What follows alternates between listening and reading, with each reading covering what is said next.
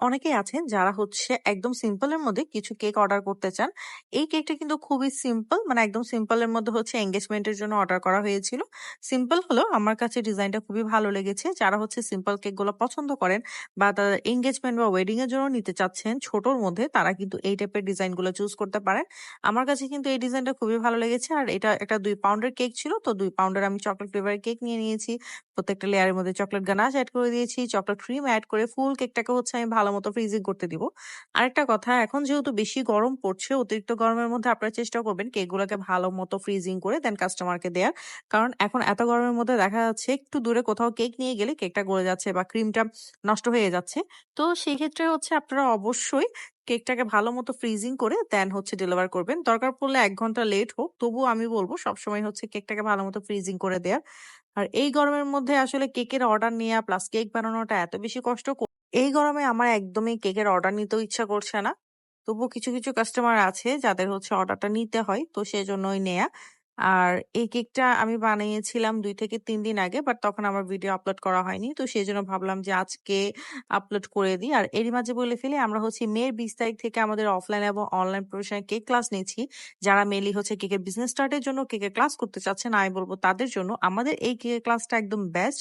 কারণ এখানে আপনারা ৭ থেকে ৮ টা ফ্লেভারের কেক শিখতে পারবেন। তার পাশাপাশি প্রত্যেকটা কেকের প্রাইসিং কিভাবে নির্ধারণ করবেন, কস্টিং কিভাবে নির্ধারণ করবেন, কিভাবে সেল করবেন, প্রত্যেকটা জিনিস কিন্তু আমরা বলে দিব। তারপর হচ্ছে আপনার পেজ বা আপনার বিজনেস কেমনে গ্রোথ করবেন সেটাও কিন্তু আমরা বলে দিব। প্লাস কোথায় পাইকারি প্রোডাক্ট গুলা পাওয়া যাচ্ছে, কিভাবে প্রত্যেকটা কেক সেফলি ডেলিভার করবেন, সবকিছু নিয়ে কিন্তু কথা বলা হবে। সো যারা হচ্ছে মেইনলি কেকের বিজনেসের জন্য কেকের ক্লাসটা করতে চাচ্ছেন, আপনারা তাড়াতাড়ি করে হচ্ছে আপনাদের ক্লাসের জন্য বুকিং করে ফেলতে পারেন। আর যারা চট্টগ্রামের মধ্যে আছে তারা অফলাইন ক্লাসটা করতে পারবেন। যারা চট্টগ্রামের বাইরে আছে তারা অনলাইন ক্লাসটাতে জয়েন হতে পারবেন। ২ টা ক্লাসই কিন্তু মের ২০ তারিখ থেকে স্টার্ট হচ্ছে। অফলাইনে কিন্তু অলরেডি সিট বুক হয়ে যাচ্ছে। চেষ্টা করবেন তাড়াতাড়ি করে আপনার সিটটা কনফার্ম করে ফেলার। আর এই ২ টার জন্য অবশ্যই আমাদের ফেসবুক পেজ আঞ্জুম কেকের মধ্যে ইনবক্স করলে মডারেটর বাকি সব ডিটেইলস হচ্ছে জানিয়ে দিবে।